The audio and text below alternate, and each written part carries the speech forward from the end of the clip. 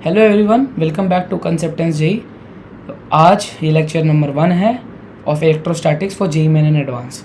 आज के लेक्चर में हम माइन्यूट कंसेप्ट से बात करेंगे जो जनरली बच्चे इग्नोर कर देते हैं इंपॉर्टेंट ना समझ के, बट दे आर इम्पॉर्टेंट। वो कभी कभी थियोरेटिकल क्वेश्चन पूछ लिया जाता है जेई मेन्स में और वो डायरेक्ट अप्लाई होता है। 2023 में भी ऐसे क्वेश्चन पूछे गए हैं, तो उसी के बेसिस पे आज का हम लेक्चर स्टार्ट करते हैं। लेक्चर नंबर 1 जो पहला टॉपिक है that is quantization of charge. ठीक है, क्वांटाइजेशन ऑफ चार्ज इसका मतलब क्या होता है? क्वांटाइजेशन ऑफ चार्ज मतलब ये हुआ कि जो चार्ज होगा वो इंटीग्रल क्वांटिटी में एग्जिस्ट करेगा। मतलब इसका ये हुआ Q equals to N E, जैसा कि यहाँ पे लिखा है। Q equal to N E का मतलब ये हुआ बेसिकली n यहाँ पे is integer from 1 to infinity. मतलब जो चार्ज होगा या तो 1 इलेक्ट्रॉन होगा, 2 इलेक्ट्रॉन होगा, 3 इलेक्ट्रॉन होगा। n 2.5 3.5 ये सब कभी भी नहीं हो सकता है। n ये सब कभी भी नहीं हो सकता है। एंड e का वैल्यू तो पता ही होगा, which is 1.6 into 10 to the power minus 19 coulomb. This is the value of e। तो या तो ऐसे 1 चार्ज होगा, 1 ई होगा, मतलब या 2 होगा, 3 होगा, 0.5 1.5 7.5 ई नहीं हो सकता। n मतलब सिर्फ और सिर्फ इंटीजर होगा। ये होता है क्वांटाइजेशन ऑफ चार्ज का मतलब। और ऐसे ही बता दें, जैसे ये इलेक्ट्रॉन से रिवॉल्व कर रहे हैं, राइट? तो यहाँ पे तो 1 इलेक्ट्रॉन होगा, 2 होंगे, 3 होंगे, मतलब 2.5 3 ऐसा कुछ नहीं होता। 2.5 3.5 ये कुछ नहीं होता। क्वांटाइजेशन ऑफ चार्ज का मतलब इतना ही है। अब इसके बेसिस पे छोटे से क्वेश्चन आ जाते हैं, जैसे 2023 के फिज़िक्स के जेईई मेन पेपर में आए थे। जैसे ये दे देते हैं कि 7 इलेक्ट्रॉन चार्ज है एंड अब आपको ये बताना है कि 2.5 में कितना होगा। तो नीचे ऑप्शंस होते हैं कि एग्जिस्ट करता है, नहीं करता है, या इतना। तो बहुत डायरेक्ट क्वेश्चन आते हैं, बस वैल्यू पुट करने वाले हैं। Let's go to next topic. This is charge distribution on an insulator. ठीक है, ये है थोड़ा एक अच्छा कंसेप्ट और इसका काफ़ी यूज़ हो जाता है क्वेश्चंस में। ठीक है, आगे आने वाले कंसेप्ट में भी इसका यूज़ होगा। बेसिकली ये कहता है कि जब भी एक आइसोलेटेड कंटेनर को चार्ज सप्लाई होता है ना, तो म्यूचुअल रिपल्शन की वजह से उसके वॉल्यूम में जो बॉडी होती है ना, वो चार्ज अपने आप डिस्ट्रीब्यूट कर देती है आउटर सरफेस पे। मतलब जैसे ये एक आइसोलेटेड कंटेनर है, ठीक है, एक आइसोलेटेड कंटेनर है। क्या ये एक आइसोलेटेड कंटेनर है, ठीक है, ये आइसोलेटेड बॉडी कह लीजिए। अब जब चार्ज सप्लाई हुआ तो म्यूचुअल रिपल्शन की वजह से ना ये चार्ज ने अपने आप बाहर पुश हो गया। बॉडी ने चार्ज को ना बाहर को पुश कर दिया है, ये बाहर पुश हो गया है। ठीक है, तो ये चार्ज ऐसे डिस्ट्रीब्यूट हो गया है। अब ये चार्ज डिस्ट्रीब्यूट कैसे होता है? ये चार्ज डिस्ट्रीब्यूट होता है on the basis of sigma. और sigma is what? Sigma is indirectly proportional to radius. Basically sigma is inversely proportional to radius. ठीक है, मतलब अगर रेडियस ज़्यादा होगा तो चार्ज का डिस्ट्रीब्यूशन कम होगा, और रेडियस अगर कम होगा तो चार्ज का डिस्ट्रीब्यूशन ज़्यादा होगा, राइट? यहाँ पे जैसे देखो, जैसे यहाँ पे है ये एरिया बहुत ही कम है। ठीक है, ये एरिया कम है, तो यहाँ पे चार्ज का डिस्ट्रीब्यूशन कितना ज़्यादा है? ठीक है, ये एरिया बहुत कम है R3। यहाँ पे क्या है? R3 जो है कम है, R2 फिर सबसे बड़ा R1 है, राइट? ये है यहाँ पे R3, यानी इस रेडियस में जो छोटा रेडियस है, यहाँ पे चार्ज डिस्ट्रीब्यूशन बहुत ज़्यादा है। ये R1, ये एरिया काफ़ी बड़ा है। ठीक है, यहाँ पे चार्ज डिस्ट्रीब्यूशन देखो कितना कम है। और ये भी एरिया छोटा है, बट इससे ही छोटा है, इससे बड़ा है लेकिन एरिया। ठीक है, R3 से बड़ा है, जैसा यहाँ पे मैंने बताया। तो यहाँ पे एरिया, यहाँ पे चार्ज डिस्ट्रीब्यूशन देखो। अब चार्ज डिस्ट्रीब्यूशन की अगर बात करें तो सिग्मा 1 जो होगा वो सबसे कम होगा, सिग्मा 2 उससे ज़्यादा होगा, एंड सबसे ज़्यादा सिग्मा 3 होगा। तो यही क्वेश्चन आते हैं, इसमें भी इस टाइप के डायरेक्ट क्वेश्चन आ जाते हैं कि R1 R2 R3 जैसे ही ऐसे दे दिया एंड सिग्मा बताना है कैसे वेरी करेगा, और 4 ऑप्शंस दे देते हैं। इसमें बस इतना है, आपको यही याद रखना है कि sigma is inversely proportional to the radius. Okay, now coulomb's law, ये एक काफ़ी अच्छा टॉपिक है और इससे डायरेक्ट क्वेश्चन आते ही आते हैं, जनरल मतलब देखा ही गया है, ठीक है। तो अब कूलम्स लॉ सबसे पहले लिख लेते हैं क्या होता है। It is F equals to K Q1 Q2 divided by R square. This is coulomb's law. अब यहाँ पे what is K? K is constant, right. K is a constant and इसकी अगर हम बात करें वैल्यू क्या होती है, it is 1 divided by 4 pi epsilon naught, ये होती है K की वैल्यू, ठीक है। Q1 is charge 1, Q1 is charge 1, Q2 is charge 2 and R is distance between charges। Okay, ये है। अब जैसे यहाँ पे है, मान लो ये R है, ठीक है, तो ये लिखा है। अब ये पॉजिटिव चार्ज है, ये नेगेटिव चार्ज है, तो ये एक दूसरे को अट्रैक्ट कर रहे हैं, राइट। ये पॉजिटिव है, ये भी पॉजिटिव है, तो ये एक दूसरे को रिपेल कर रहे हैं। फ्रॉम कूलम्स लॉ हम यही force of repulsion and force of attraction निकालते हैं। कूलम लॉ हमको यही बताता है कि force of repulsion and force of attraction कैसे पता लगाएं, कितना है। एंड एप्सिलॉन नॉट की भी एक वैल्यू होती है। एप्सिलॉन नॉट की value is 8.87 into 10 to the power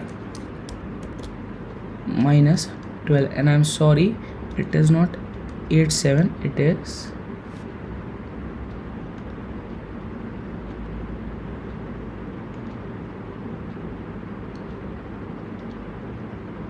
this is 8.85, ये होती है एप्सिलॉन नॉट की वैल्यू। तो यहाँ पे डायरेक्ट क्वेश्चन यही है कि दो चार्ज दे दिए जाएंगे, उनका रेडियस पता होगा, फोर्स निकालना है, या फोर्स दे दिया जाएगा कि पता ही है, क्यू दे दिया जाएगा, Q2 निकालना है। ऐसे डायरेक्ट क्वेश्चन यही आते हैं। नहीं तो हम नेक्स्ट क्लास में इसी के क्वेश्चंस देखेंगे, इसके जो टाइप ऑफ क्वेश्चन हम फॉर्म कर सकते हैं अप टू एडवांस लेवल, वही हम नेक्स्ट वीडियो में देखेंगे इसमें। तो आगे बढ़ते हैं, let's go to next topic which is this coulomb's law in vector form. हाँ, ये है, ये मतलब इसके क्वेश्चन जनरली एडवांस में ही बहुत ही रेयर देखे हैं मैंने भी। बस ये इतना ही मैं आपको बता देता हूँ, which is F equals to K Q1 Q2 divided by R Q multiply by R in this vector form. आप लोग ने 11th में वेक्टर पढ़ा होगा, तो आप ये एक बार खुद सोचें कि ये कैसे क्यों होता है। बेसिकली ये है क्यों, मैं एक हिंट दे देता हूँ। चलो,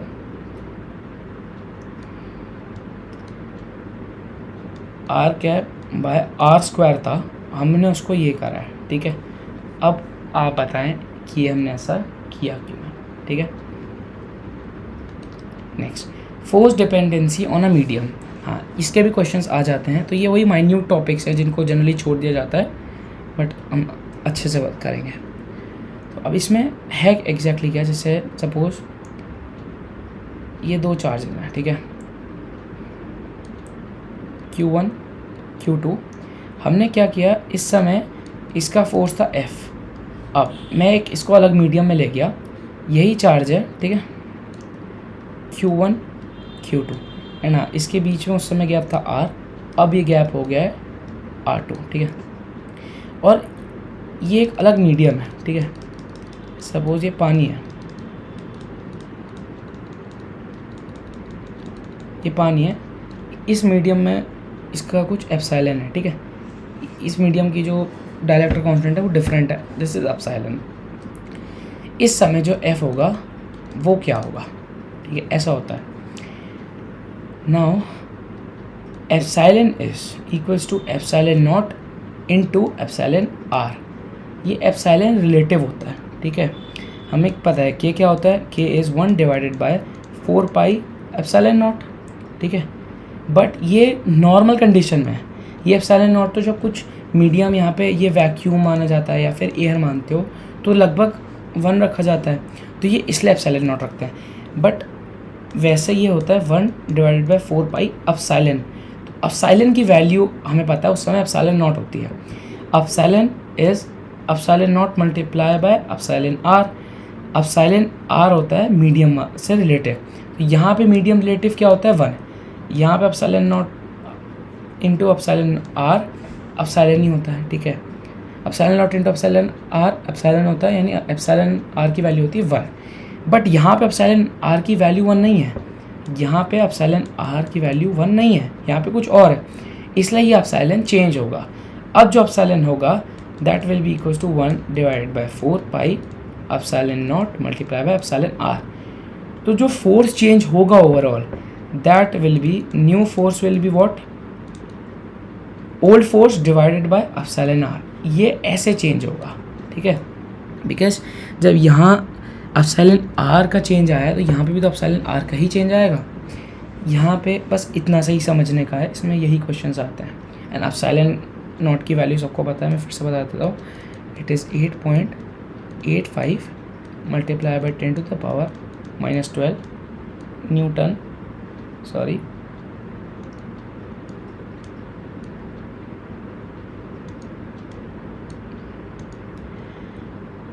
coulomb square upon newton square metre square, ये होती है एप्सिलॉन नॉट की value. Now equilibrium of charges, ये आज का हमारा लास्ट टॉपिक है। एंड इक्विलिब्रियम हमने 11th क्लास में सभी ने पढ़ा है। Equilibrium basically equal of force समझ सकते हैं, ठीक है। मैं समझाता हूँ कैसे।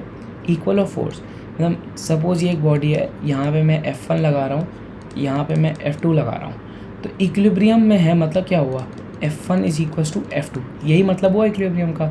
तो सेम यहाँ पे भी है, यहाँ पे भी यही है कि